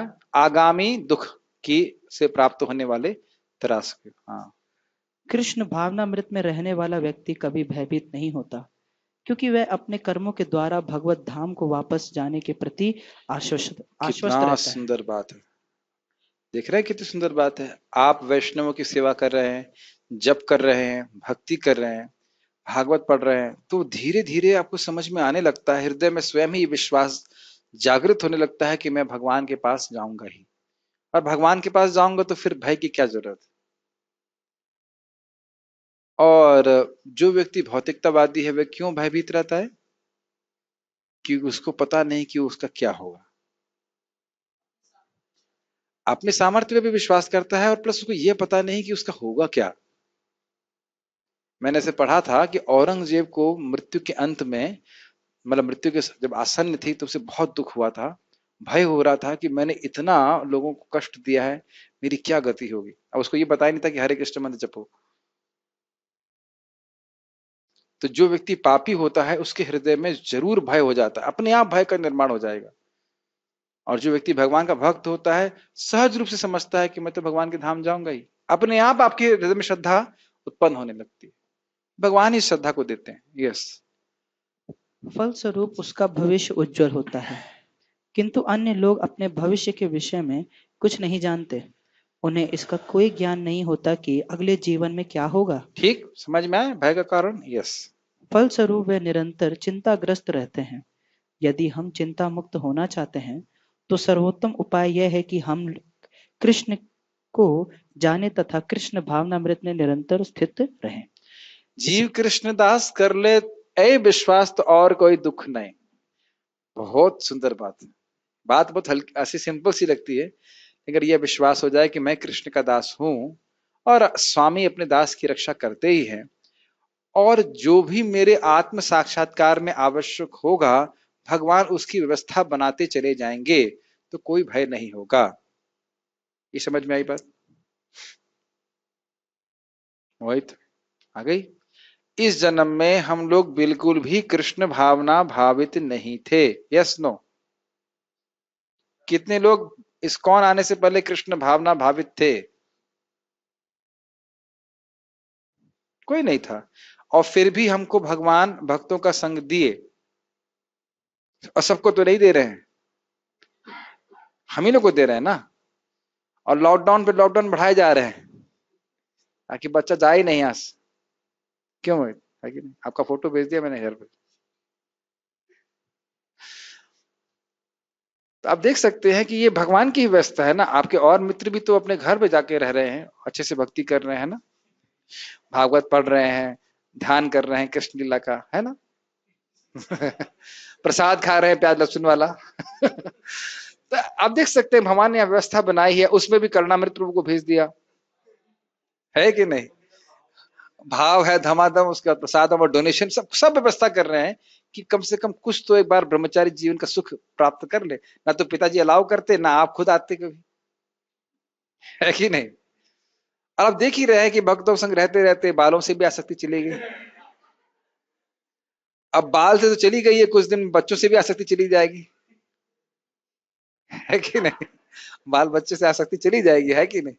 तो हम ये देख रहे हैं कि ये भय से मुक्त हो जाता है जब हम ये विश्वास करने लगते हैं कृष्ण मेरे रक्षक हैं, तो फिर भय चला जाता है। श्रीमद् भागवत में पढ़िए। इस प्रकार हम समस्त भय से मुक्त रहेंगे। श्रीमद् भागवत में 11:2-37 कहा गया है, भयम द्वितीयाभिनिवेश तस्यात्। भय तो हमेशा हमारे माया पाश में फंस जाने से उत्पन्न होता है। इसका अर्थ क्या है? द्वितीयाभिनिवेश, द्वितीय मतलब भगवान के अलावा भी कुछ है, ऐसा अभिनिवेश। ठीक, यस। किंतु जो माया के जाल से मुक्त है, जो आश्वस्त है कि वे शरीर नहीं अपितु भगवान के आध्यात्मिक अंश हैं, और जो भगवत भक्ति में लगे हुए हैं, उन्हें कोई भय नहीं रहता। उनका भविष्य अत्यंत उज्जवल है। यह वह तो उन व्यक्तियों की अवस्था है जो कृष्ण भावनामृत में नहीं है। भक्त भयभीत नहीं होते हैं, इसका मतलब ये नहीं है कि वे मूर्ख होते हैं। अब ऐसा नहीं है कि अपना सर ट्रक के नीचे लेके आ गए, ये मूर्खता है। मूर्खता भगवान नहीं बोल रहे हैं ऐसा करोगे तलवार लेके अपने पेट में डाल लो, ऐसा सब बातें नहीं बोल रहे हैं। भगवान रक्षा करते हैं, लेकिन अर्थ यह नहीं है कि भक्त मूर्खता करे। अंतर समझते हैं, इसको समझाने की जरूरत नहीं। यस, अभयम तभी संभव है जब कृष्ण भावनामृत में रहा जाए। एक छोटा सा पॉइंट बोलूंगा। प्रभुपाद जी से उनके शिष्य ने बोला, प्रभुपाद जी आप तो बहुत ही अभय हैं, मतलब आप फियरलेस हैं, ब्रेव हैं, मतलब ब्रेव को क्या बोलेंगे हिंदी में? बहादुर, बहादुर नहीं तो साहसी है कि आप अमेरिका अकेले आ गए ना। गलत बोल गया, बिल्कुल गलत बोल गया, बिल्कुल गलत बोल गया। प्रभुपाद जी बता रहे थे कि जब वो छोटे थे तो कलकत्ता में कोई बहुत ऊंची बिल्डिंग थी और उसके ऊपर वो जाकर चढ़ा जाते थे। तो प्रभुपाद जी के शिष्य ने कहा, प्रभुपाद तब तो आप बड़े साहसी थे। तो कहते मैं अब भी बहुत साहसी हूँ, क्योंकि अकेले ही अमेरिका आ गया बिना किसी पैसे किसी साधन के। मैं अभी बहुत साहसी हूँ। मुश्किल है, देखिए बहुत मुश्किल है। कहीं हम जाएंगे सोचेंगे कहाँ खाएंगे कहाँ रहेंगे। कहीं भी जाता है आदमी पैसा लेके जाता है ना। यस, अहिंसा का अर्थ होता है कि अन्यों को कष्ट ना पहुंचाया जाए। अगर वो मंगल आरती में सो रहे हो तो उन्हें कभी ना उठाया जाए, दुख होगा, है ना। ये है ना अहिंसा का। सीनियर डिवोटी तो बिल्कुल नहीं उठाना चाहिए, बहुत बड़ा अपराध है ये। सोते रहने देना चाहिए उनको, है ना। नहीं, लाइट जला देना चाहिए। हो सकता है कि वो व्यक्ति थका हो, लेकिन हमारा कर्तव्य अब ऑब्वियसली डिपेंड ये करता है कि वो आपको अलाउ करता है कि नहीं। कुछ लोग सीनियर ड्यूटी बने रहना चाहते हैं और सोते रहना चाहते हैं, तो उनके बारे में हम कोई कमेंट नहीं करना चाहते। समझ रहे हैं? कुछ लोग सीनियर ड्यूटी बने रहना चाहते हैं और सोते रहना चाहते हैं, उनके बारे में हम कोई कमेंट नहीं करते हैं। मैं अपने दरवाजे का ताला कभी नहीं लगाता। कई बार भक्त लोग मेरे को थका रहता, आज भी कभी लाइट जलाया था, पता नहीं, मुझे याद नहीं। कल रात में बहुत देर में थक गया था, तो देर में उठा, मतलब 3:45 या 4 बजे ग्राउंड उठा होगा। तो कभी कभी ऐसा हो जाता है। कभी भी सीनियर डिवोटी मत बनना। मैं लिख दे रहा हूं आपके पास, अपने हृदय में डाल लीजिए, कभी भी सीनियर डिवोटी मत बनना। इतने सीनियर मत बनना कि कोई आपको ये ना बता सके प्रभु जी आप जब पे सो रहे थे। मेरी सूक्ष्म अर्थ समझिए मैं क्या कहना चाहता हूं। ये नहीं कि 20-25 साल बाद हम बस सीनियर डिवोटी बन गए और हम कुछ, हमें ना हम कोई गलती कर रहे हैं, कोई कर रहा है तो हमें कोई बता ही नहीं। ये अहंकार का कंबल नहीं ओढ़ लेना चाहिए। हे, हमें कैसे बोल दिया तुमने, हम तो सो नहीं रहे थे। कोई भी व्यक्ति कभी भी गलती कर सकता है, और इसके लिए मैं कल एक भक्त को बता रहा था, इसलिए कम से कम हमारे मित्र जरूर होने चाहिए। जूनियर डिवोटी भले आप कुछ नहीं बोले, लेकिन आपके मित्र जरूर बोल देंगे तुम ये गलत कर रहे हो प्रभु, ऐसा मत करो। ये सब बातें बड़ी गंभीर हैं। सीनियर बनने का प्रयास नहीं करना चाहिए। सीनियर वाकई है, एडवांस्ड वाकई है, तो ये देखिए कि हम भोगों से कितना निवृत्त हुए हैं और कितना कृष्ण से आसक्त हुए हैं। और दुनिया को दिखाने की जरूरत नहीं है, हमें स्वयं को देखना। ये एक ही एकदम advancement in Krishna consciousness clear है। भोगों से कितना निवृत्त, भक्ति में कितना आसक्त। किसी को दिखाने की जरूरत नहीं है आपको, ये स्वयं हमें देखना। हम सबको सीनियर माने अलग बात है, लेकिन हम अपने आप को सीनियर ना माने। ठीक, पढ़िए। जो भौतिक कार्य अनेकानेक राजनीतिज्ञों, समाजशास्त्रियों, परोपकारियों आदि द्वारा किए जाते हैं, उनके परिणाम अच्छे नहीं निकलते, क्योंकि राजनीतिज्ञों सततः नहीं, सतता नहीं, तथा। हाँ, तथा परोपकारियों की दिव्य दृष्टि नहीं होती। वह यह भी नहीं जानते कि वास्तव में मानव समाज के लिए क्या लाभप्रद है। पॉइंट क्या है? भगवान से विमुख होकर न तो व्यक्तिगत रूप से न सामाजिक रूप से कोई सुखी रह सकता है, और भगवान को हटाकर वह सारे कल्याणमय कार्य करते हैं, इसलिए किसी का हित नहीं कर सकते। मैं इससे अधिक व्याख्या नहीं करूंगा, मुझे लगता है समझ में आ गया होगा। यस, अहिंसा का अर्थ है कि मनुष्यों को इस प्रकार से प्रशिक्षित किया जाए कि इस मानव देह का पूरा पूरा उपयोग हो सके। मानव देह आत्म साक्षात्कार के हेतु मिली है, अतः ऐसी कोई संस्था या संघ जिससे उद्देश्य की पूर्ति में प्रोत्साहन न हो, मानव देह के प्रति हिंसा करने वाला है। जिससे मनुष्यों के भावी आध्यात्मिक सुख में वृद्धि हो, वही अहिंसा है। समता तो ये बताइए कि आजकल की जो शिक्षा पद्धति है उसको प्रभुपाद जी बूचड़ खाना क्यों कहते थे? कि वो आत्मा का हनन करते कि व्यक्ति को भगवान से नहीं जोड़ते। हाँ, ना सिर्फ भगवान से नहीं जोड़ती, अभी भगवान से बहिर्मुख कर देती है। एक व्यक्ति बोले, हमारे लड़के पढ़े लिखे हैं, भगवान पे विश्वास करते हैं फिर भी। समझ में आया? हमारे लोग बच्चे पढ़े लिखे हैं लेकिन फिर भी भगवान पे विश्वास करते हैं। मतलब जो पढ़े लिखे लोग हैं उनके लिए भगवान विश्वास नहीं करना चाहिए, लेकिन फिर भी हमारे बच्चे मतलब करते हैं, ठीक है, मतलब करते हैं। तो जो गांव के लोग हैं, जो जो मूर्ख हैं, वह भगवान विश्वास करें तो ठीक है, लेकिन देखो पढ़ा लिखा होकर के भी भगवान विश्वास करता है, कितना अच्छा लड़का हमारा। हाँ, ये स्थिति है। लोगों का मानना है कि गरीब लोगों के लिए भगवान है। हाँ, भगवान गरीब लोगों के लिए, मूर्खों के लिए है, और जो पढ़ लिख लिया उसके लिए भगवान नहीं है। जबकि जो वाकई शिक्षित व्यक्ति है वह भगवान का ही आश्रय लेता है। शिव जी से बड़ा कोई शिक्षक है? वो व्यक्ति शिक्षित की जरूरत ही नहीं है, उन्हें किसने शिक्षा दी है? ब्रह्मा जी से बड़ा कौन व्यक्ति है? वह सब भगवान के। बहुत सुंदर बात ब्रह्मा जी बोलते हैं कि मैंने हजारों हजारों साल तक तपस्या करी, आत्म साक्षात्कार में सिद्ध हूं, फिर भी ठाकुर जी के, कृष्ण जी के चरण में मैं नमन करता हूं, तो अन्यों की बात ही क्या है? सोच लीजिए, हम कौन सी तपस्या के लिए, कब तक और कितनी इंटेंसिटी से किए हैं? ब्रह्मा जी से कंपेयर कीजिए, वह कह रहे हैं कि मैं भगवान के चरणों में प्रणाम करता हूं, पर अन्यों की तो बात ही क्या है? तो इस प्रकार की वाणी से, जिससे लोगों का भगवान से चित्त हटे, ऐसा कोई दृश्य प्रस्तुत करे जिससे चित्त भगवान से हटे, ये बहुत बड़ी हिंसा है। यस, आज थोड़ा सा लंबा होगा तो सहन कर लीजिएगा, पूरा करके ही हम रुकेंगे। यस। समता से राग द्वेष से मुक्तो घोतित द्योतित होती है। मुक्ति द्योतित होती है। द्योतित मतलब सूचित। यस। ना तो अत्यधिक राग अच्छा होता है और ना अत्यधिक द्वेष ही। इस भौतिक जगत को राग द्वेष से रहित होकर स्वीकार करना चाहिए। जो कुछ कृष्ण भावनामृत को संपन्न करने में अनुकूल हो उसे ग्रहण करें, और जो प्रतिकूल हो उसे त्याग कर दें। यही समता है। कृष्ण राग और द्वेष का उपयोग किया जा रहा है यहाँ पे। जो आपकी भक्ति के लिए ठीक है उसमें आसक्त होना चाहिए, और जो भक्ति के लिए ठीक नहीं है उसको नहीं, ये चीज अच्छी नहीं है, ये समझना चाहिए। ठीक। तो जैसे सुबह आपको सोना अच्छा लगता है कि नहीं? बहुत अच्छा लगता है, सबको अच्छा, मेरे को भी अच्छा लगता है, लेकिन इस राग को त्यागना होता है। और उठना अच्छा लगता है, एक आध हमारे करना मित्रों को अच्छा लगता है, बाकी किसी को अच्छा नहीं लगता, लेकिन जब भी लगेगा, अभी तो नहीं लग रहा, तो नहीं लगता है, फिर भी स्वीकार करना होता है। यस, ठीक। कृष्ण भावनामृत युक्त व्यक्ति को ना तो कुछ ग्रहण करना होता है ना त्याग करना होता है। उसे तो कृष्ण भावनामृत संपन्न करने में उसकी उपयोगिता से प्रयोजन रहता है। ये समझ में आया हो? इसका अर्थ यह है कि लोग इस समय इस जगत में क्यों कुछ ग्रहण करते हैं? अगर उनके भोग के लिए होता है, और जो बोर हो जाते हैं तो वो त्याग देते हैं। लेकिन भगवान के भक्त इस प्रकार के लिए नहीं होते। जो भगवान की सेवा के लिए आवश्यक है वो ग्रहण करते हैं, और अन्यथा नहीं होते तो ग्रहण नहीं।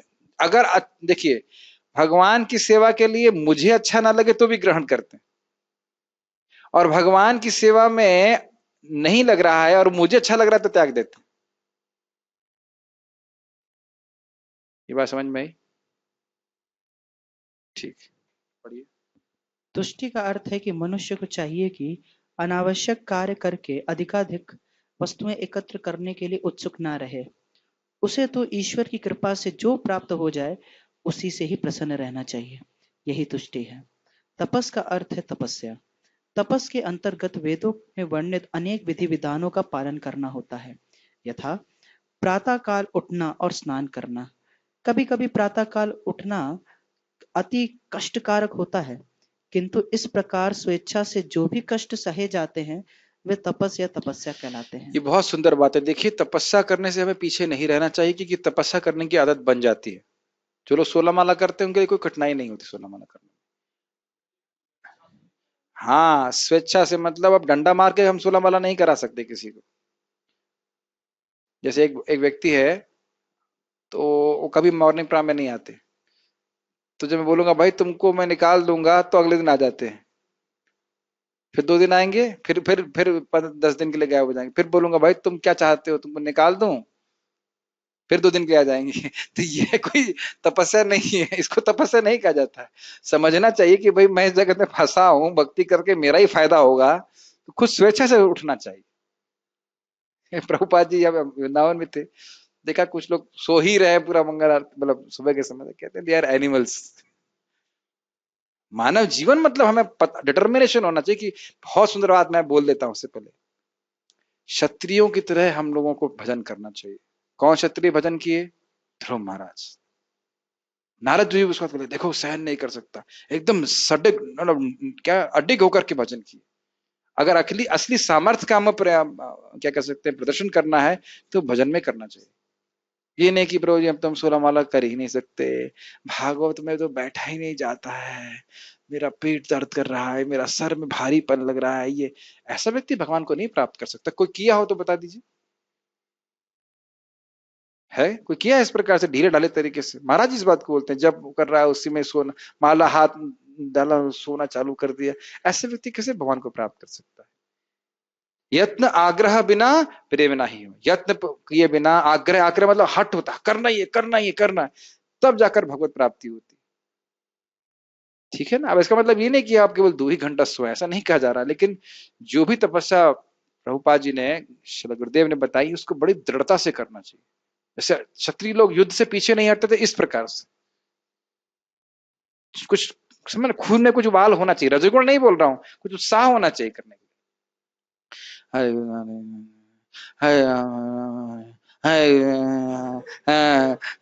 ऐसे भी करते हम देखा है, जैसे डंडे मारे जा रहे हैं जब करने के लिए, उसको कांटे में बिठा दिया, नहीं, उत्साह से करना चाहिए।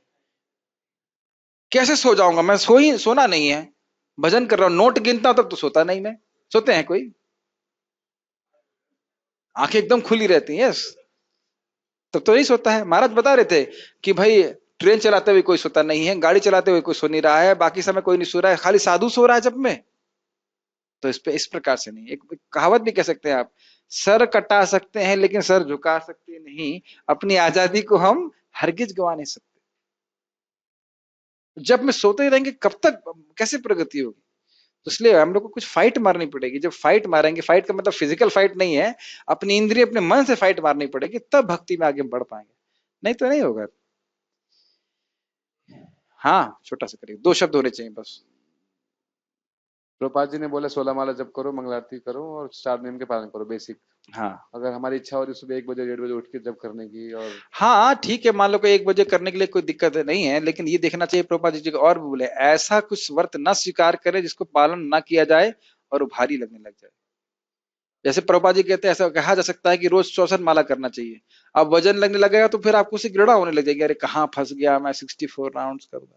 ये दिन सच्ची घटना है, हमारे एक भक्त 64 माला करने के चक्कर में रात के 12 बजे उठना चालू किए, एकदम अभी भरतपुर वाले डिवोटी।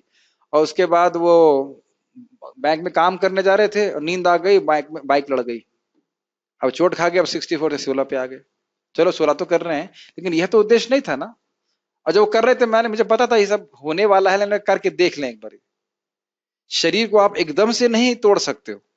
पता लगा वो क्या कहते हैं, सुना होगा आपने, चौबे गए छब्बे बनने और दुबे बन गए। सोचते ना, चौबे चौबे जी छब्बे बनने गए और दुबे बन के आए, मतलब 4 wanted to become 6 but he become 2। तो ऐसा नहीं होना चाहिए। बहुत बार ऐसा किया, लोग 64 चालू किए, फिर उसके बाद 8 भी नहीं कर पाए। इसलिए आवश्यक है कि जितना है उसको अच्छे से नियमित रूप से करें। ये नियमित करना इतना आसान नहीं है प्रभु जी। अब देखिएगा, रोज मंगल आरती, every day 16 rounds, every day hearing Bhagavatam, chanting, it is very powerful. अनर्थ निवृत्ति के लिए सबसे महत्वपूर्ण। उसके बाद फिर रुचि आएगी तो आप बढ़ा सकते हैं। ठीक है, मैंने देखा इस प्रकार से भक्तों को, मैंने देखा कि कोई कोई 2-3 दिन का व्रत कर लेंगे, कुछ खाएंगे नहीं, कुछ ये करेंगे, भाई आपने 16 माला हुई, नहीं प्रभु जी मैं ये कर रहा हूं, मैं वो व्रत कर रहा हूं, जो कुछ भी है नियमित करिए, आप देखिए बहुत प्रगति महसूस करेंगे। ठीक है, अब ये देखो हमारे प्रभु जी, आप बताओ, आप ऐसे बॉडी बिल्डिंग करते हैं, हफ्ते में 1 दिन आप एक्सरसाइज करेंगे तो बॉडी बिल्डिंग हो जाएगी। हंस रहे हैं प्रभु जी, और बिल्कुल सही कह रहे हैं, क्योंकि मैं भी बॉडी बिल्डिंग का शौकीन था, सन 98 में करने के चक्कर में था, तब मैं मान रहा था कि मैं शरीर हूं, but you have to practice day after day. और आप देखिए कोई बॉडी बिल्डिंग भी करता है तो भी उसका बोलेगा आज छोड़ो, एक्सरसाइज नहीं करते हैं, बताइए कि नहीं। कोई भी आप कार्य कीजिए, मन निर्वेद हो जाता है, आज नहीं करो, आज छोड़ो, कल करते हैं, होता है कि नहीं होता? आप हरिनाम के बारे में मत सोचिए, हर जगह मन को कभी नियम पसंद नहीं आता। पढ़ाई कर लीजिए, कभी कभी क्या छोड़ो, आज पढ़ाई नहीं, कल करेंगे पढ़ाई, होता डेली होता है। तो इसके लिए मन की इस वृत्ति को मारने के लिए आवश्यक है कि हम नियमित करें, और ये तभी होता है जब हम भक्तों के संग में कर पाए, अन्यथा संभव नहीं हो पाता। तो ऐसा नियम नहीं लेना चाहिए जो हम कर ही ना सके। ये सब आप सुने नहीं थे क्लास में, महाराज बता रहे थे, हम 9 बार भोग लगाएंगे, 1-2 दिन लगाया, फिर तीसरे दिन नहीं लग पाया, तो नहीं, ऐसा व्रत लें जो हम रोज पालन कर सकें। ठीक, अपराध नहीं, हम खुद ही नहीं कर पाएंगे, बोझा लगने लग जाएगा, भक्ति बोझा के रूप में नहीं कर सकते ना। यस। इसी प्रकार मास के कुछ विशेष दिनों में उपवास रखने का विधान है। जैसे आप कहें कि मैं कल निर्जल करूंगा और हर एकादशी निर्जल करूंगा, अब पता लगा अब जब भी एकादशी आई आपको भय लगने लगा, अरे भाई निर्जल करना पड़ेगा, बैंड बज जाएगा ना। तो ऐसा व्रत नहीं लेना चाहिए, हर किसी की शक्ति अलग होती है, ऐसा व्रत नहीं लेना चाहिए जो हम कर ही ना सकें। यस। हाँ, हो सकता है कि इन उपवासों को करने की इच्छा ना हो, किंतु कृष्ण भावनामृत के विज्ञान में प्रगति करने के संकल्प के कारण उसे ऐसे शारीरिक कष्ट उठाने होते हैं, किंतु उसे व्यर्थी अथवा वैदिक आदेशों के प्रतिकूल उपवास करने की आवश्यकता नहीं है। उसे किसी राजनीतिक उद्देश्य से उपवास नहीं करना चाहिए। स्पष्ट है, भगवत गीता में इसे तामसी उपवास कहा गया है, तथा केवल हृदय को शुद्ध करने के लिए तपस्या करनी चाहिए। यस।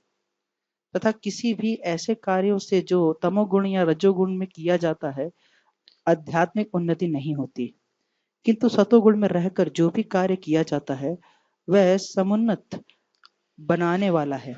अतः वैदिक आदेशों के अनुसार किया गया उपवास आध्यात्मिक ज्ञान को समुन्नत Yes. बनाता है। ये आपको याद है ना, अभी हम लोग भागवत में भी चर्चा कर रहे थे कि मुक्ति का साधन तो है, लेकिन अपनी वार्ता के लिए, अपने इंद्रिय तृप्ति के लिए इस्तेमाल करने लगता है। तो इसलिए सुनना बहुत जरूरी है कि मैं ये क्यों कर रहा हूँ, चाहे वो जप हो, चाहे विग्रह की सेवा हो, चाहे वो भागवत हो, चाहे कुछ भी है, उसको श्रवण के आधार पर देखना पड़ेगा कि हम इसे क्यों कर रहे हैं। आपको याद है मैंने सुबह बताया था, क्यों कर रहे हैं, क्या कर रहे हैं और कैसे कर रहे हैं। ये 3 प्रश्न हम करेंगे तो हम सचेत हो जाएंगे। सचेत होना सतोगुण का लक्षण। जैसे हमारे भक्त लोग अभी घास काट रहे थे, तो एक व्यक्ति ने पांव से घास को ठेलना शुरू किया, तुरंत हमारे पास तो गाय, ऐसे बात करो, गाय के लिए, पशु के लिए है कि गाय के लिए? अब समझ में आया क्या कर रहे हो, कैसे कर रहे हो और क्यों कर रहे हो। तो इंचार्ज को सचेत होना जरूरी है, भले चेले सचेत ना हो। जैसे कभी लोग प्रसादम सर्विंग करते हैं, जूस की बाल्टी लेके जाते हैं, और ऊपर की जो घंटी, जो क्या कहते हैं उसको, हैंडल है, उसे छोड़ देंगे और टन से आवाज, टन। और जो सचेत नहीं हो उसको कोई दिक्कत नहीं होगी। और कभी बैठ के प्रसाद पाइए। देखिए मैं आप लोगों को नहीं बोल रहा हूँ, मैं एक सिद्धांत बोल रहा हूँ, आप लोग इसको ऐसा करते हो तो अलग बात है, मत कीजिएगा। मैं बोल रहा हूँ कि समझ रहे हैं ना आप, घंटी लिया और ऊपर से छोड़ता टन, फिर लेके आएगा, ऐसा लगता है कि काम खत्म, फिर छोड़ेगा, टन टन टन की आवाज आती रहती है। लेकिन जो बहुत सचेत भक्त होगा कहता ना, ऐसे नहीं करूंगा। कभी कभी आप देखिए, कभी कभी ऐसा होता है कि मीठी चीजें उसमें नमकीन चीज डाल दी, मतलब we are not conscious that our object is to serve that devotee, is to please that devotee, and not only devotee, Krishna, भगवान, सभी कुछ। आप मेरी बात समझ रहे हैं? सतगुण पे बोल रहा, सतगुण मतलब आप सचेत हो जाएंगे कि हम क्या बोल रहे हैं, क्या कह रहे हैं, क्या कर रहे हैं, क्या खा रहे हैं, कैसे खा रहे हैं, सब कुछ। तो ये थोड़ा समय लगता है, लेकिन इसमें ऐसे आवश्यक है, थोड़ा पढ़िए। तक दान का संबंध है। मनुष्य को चाहिए कि अपनी आय का 50% किसी शुभ कार्य में लगाए, और यह शुभ कार्य है क्या? यह है कृष्ण भावनामृत में किया गया कार्य। ऐसा कार्य शुभ ही नहीं अपितु सर्वोत्तम होता है। क्योंकि कृष्ण अच्छे हैं, इसलिए उनका कार्य निमित्त भी अच्छा है। अतः दान उसे दिया जाए जो कृष्ण भावनामृत में लगा हो। वेदों के अनुसार ब्राह्मणों को दान दिया जाना चाहिए, क्योंकि ब्राह्मण उस कार्य को भगवान की सेवा में लगाते हैं, लेकिन जातिगत ब्राह्मण नहीं, जो कर्म और गुणों से ब्राह्मण। यस। यह ब्राह्मण जानते हैं कि मैं धन का जरा सा भी संचय करूंगा तो बंध जाऊंगा, तो इसलिए धन को तुरंत भगवान की सेवा में लगा देते हैं। यस। यह प्रथा आज भी चालू है, यद्यपि इसका स्वरूप वह नहीं है जैसा कि वेदों का उपदेश है। फिर भी आदेश यही है कि दान ब्राह्मणों को दिया जाए। वह क्यों? क्योंकि वे आध्यात्मिक ज्ञान के अनुशीलन में लगे रहते हैं। ब्राह्मण से यह आशा की जाती है कि वह सारा जीवन ब्रह्म जिज्ञासा में लगा दे। ब्रह्म जानाति इति ब्राह्मणः, जो ब्रह्म को जाने वह ब्राह्मण है। इसलिए दान ब्राह्मणों को दिया जाता है, क्योंकि वह सदैव आध्यात्मिक कार्य में रत रहते हैं और उन्हें जीविकोपार्जन के लिए समय नहीं मिल पाता। वैदिक साहित्य में सन्यासियों को भी दान दिए जाने का आदेश है। मैं समझ रहा हूँ कि ये बातें सब स्पष्ट है, तो इसलिए मैं कुछ व्याख्या नहीं कर रहा। यस, सन्यासी द्वार द्वार जाकर भिक्षा मांगते हैं। वे धनार्जन के लिए नहीं अपितु प्रचारार्थ ऐसा करते हैं। वे द्वार द्वार जाकर भिक्षा मांगते लेकिन हैं। अनुपम कृष्ण प्रभु, आपके डिवोटी तो डोनेशन रिसीट लेके घूमते रहते हैं। आपके डिवोटी मतलब इस्कॉन के डिवोटी ये जाते रहते वास्तव हैं। में ये उन लोगों पे उद्धारी करते हैं, उनसे उनका धन लेके भगवान की सेवा में लगाते हैं। यस, क्योंकि अपना धन वह है, अगर भगवान की सेवा में नहीं लगाएगा तो निश्चित रूप से भोग में लगा करके नरक जाएगा, तो उन्हें बचाने के लिए ऐसा करते हैं। यस, वे धनार्जन के लिए नहीं अपितु प्रचारार्थ ऐसा करते हैं। वे द्वार द्वार जाकर गृहस्थों को अज्ञान की निद्रा से जगाते हैं, क्योंकि गृहस्थ गृह कार्यों में व्यस्त रहने के कारण अपने जीवन की वास्तविक उद्देश्य को कृष्ण भावनामृत जगाने को भूले रहते हैं। अतः यह सन्यासियों का कर्तव्य है कि भिखारी बनकर गृहस्थों के पास जाएं और कृष्ण भावनामृत होने के लिए उन्हें प्रेरित करें। क्या ये चीज आप जीवन में देख रहे हैं कि किस प्रकार से गृहस्थ जीवन में व्यक्ति इस बात को बिल्कुल भूल जाता है कि जीवन दिया क्यों गया है। कितने लोग को ये बात दिखती है।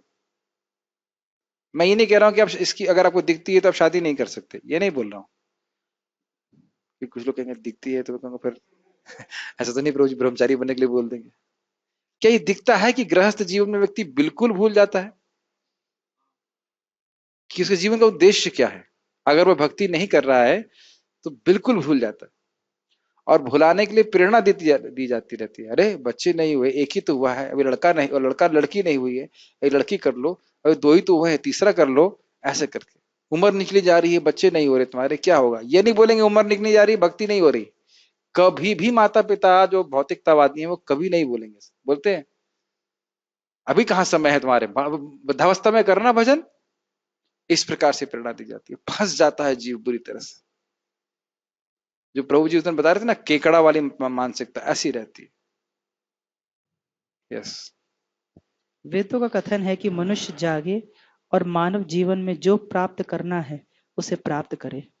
सन्यासियों द्वारा यह ज्ञान तथा विधि वितरित की जाती है। अतः सन्यासी को ब्राह्मणों को तथा इसी प्रकार के उत्तम कार्य के लिए दान देना चाहिए, किसी सनक के कारण नहीं। हाँ, जैसे एक सनक है, किसी ने डोनेट किया कि बुढ़ापा कैसे रोका जाए, इस पे रिसर्च करो, और $1 मिलियन या ना कितने डॉलर, इसके लिए दान नहीं देना चाहिए, बेवकूफी का दान है। यस, यशस भगवान चैतन्य के अनुसार होना चाहिए। उनका कथन है कि मनुष्य तभी प्रसिद्धि यश प्राप्त करता है जब वह महान भक्त के रूप में जाना जाता है। मैंने बोल ही दिया था प्रहलाद महाराज के बारे में। यस, यही वास्तविक यश है। यदि कोई कृष्ण भावनामृत में महान बनता है और विख्यात होता है तो वही वास्तव में प्रसिद्ध है। फिर जैसे कोई भगवान कृष्ण का महान भक्त है तो भगवान स्वयं ही उसको यश देते हैं। जैसे श्रीपाद माधवेंद्रपुरी का जो लीला हुई थी खीर चोरा गोपीनाथ वाली, तो वह तो उससे भाग रहे थे, यश से, प्रतिष्ठा से, लेकिन भगवान स्वयं ही इनके यश को फैला दिए। वो जगन्नाथपुरी गए, वहां लोगों को पहले मालूम चल गया कि माधवेंद्रपुरी पाद कौन है। मैं पूरी लीला नहीं बता रहा हूँ, जो लीला जानते हो समझ पाएंगे। यस, जिसे ऐसा यश प्राप्त ना हो वह अप्रसिद्ध है। कितना सुंदर व्याख्या है। अगर कोई भगवान के भक्त के रूप में प्रसिद्ध नहीं है तो क्या है, वो है अप्रसिद्ध है। बहुत सुंदर बात है कि इस जगत के प्राइम मिनिस्टर की भी कोई व्याख्या, कोई गुणगान देवता नहीं करते, लेकिन जो भगवान का भक्त है उसका गुणगान देवता भी करते हैं। भक्ति साम्य संत में लिखा गया, इतनी शक्तिशाली है भगवान के भक्त। कितने राजा आए मर के चले गए, देवता गिनते भी नहीं कुछ हैं, कीड़े की तरह मर जाते हैं, लेकिन भगवान का भक्त का गुणगान देवताओं की सभा में होता है। जैसे प्रहलाद महाराज का गुणगान देवताओं की सभा में हो रहा है, कौन कर रहे हैं? स्वयं उनके गुरु श्री नारद मुनि कर रहे हैं। यस, पढ़िए। ध्रुव महाराज का भी ऐसे था। यस, ये सारे गुण संसार भर में मानव समाज में तथा देव समाज में प्रकट होते हैं। अन्य लोकों में भी विभिन्न तरह के मानव हैं और ये गुण उनमें भी होते हैं। तो जो व्यक्ति कृष्ण भावनामृत में प्रगति करना चाहता है उसमें कृष्ण ये सारे गुण उत्पन्न कर देते हैं। ये बता चुका था ना मैं, जो भक्ति करता है भगवान स्वयं ही उसको आभूषणों से, इन गुण रूपी आभूषणों से आभूषित कर देते हैं। यस। किंतु मनुष्य को तो इन्हें अपने अंतर में विकसित करना होता है। जो व्यक्ति भगवान की सेवा में लग जाता है वह भगवान की योजना के अनुसार इन सारे गुणों को विकसित कर लेता है। हम जो ठीक है, कुछ भी अच्छा या बुरा देखते हैं उसका मूल श्री कृष्ण है। लेकिन इसका अर्थ यह नहीं कि बुरा कृष्ण में है। यस। इस संसार में कोई भी वस्तु ऐसी नहीं है जो कृष्ण में स्थित ना हो। यस। यही ज्ञान है। यद्यपि हम जानते हैं कि वस्तु मस्थानि सर्वभूतानि नाचाहम तेषु अवस्थितः। दोनों ही बातें बोल रहे हैं कि नहीं? सारे जीव मुझ में स्थित हैं, अर्थात उनकी सत्ता मुझ में है, लेकिन मैं उन पे नहीं हूं, मैं उनमें आसक्त नहीं हूं, मैं उन पे आश्रित नहीं हूं। यस। यद्यपि हम जानते हैं देखिए, कि इसको समझ लेना चाहिए। जब आप रासलीला पढ़ेंगे तो उसमें आता ही है, पढ़ेंगे कभी तो, अभी तो योग्य नहीं है, लेकिन एक छोटा सा है, भगवान अपि विश्वात्मा। हाँ, पहला श्लोक जो शुरू होता है वहीं से शुरू कर दिया। भगवान जो पूरी तरह आप्त काम है, पूरी तरह पूर्ण है, उनके हृदय में भी रासलीला की इच्छा हुई। मतलब ये काम के द्वारा उत्पन्न नहीं है। भले ही जगत में काम भगवान की शक्तियों से आता है, भगवान में कहीं भी काम का लेश भी नहीं। भगवान की रानियां बहुत सुंदर थीं और उनपे वह बहुत दृष्टिपात भी करती थीं, लेकिन भगवान के हृदय में काम को कभी जागृत नहीं कर सकी। है ही नहीं, वहां पे जागृत कैसे हो जाएगा? यस। यद्यपि हम जानते हैं कि वस्तुएं भिन्न रूप में स्थित हैं, किंतु हमें यह अनुभव करना चाहिए कि सारी वस्तुएं कृष्ण से ही उत्पन्न हैं। कृष्ण से ही उत्पन्न है, अर्थात कृष्ण की शक्ति से उत्पन्न है। शक्ति परिणामवाद, भगवान की शक्तियों में परिणाम होता है। भगवान हमेशा अव्यय एक रस रहते हैं। प्रश्न तो खैर नहीं हुआ कोई, यहाँ रुकते हैं। श्रीमद् भगवद गीता की जय। श्री प्रभुपाद।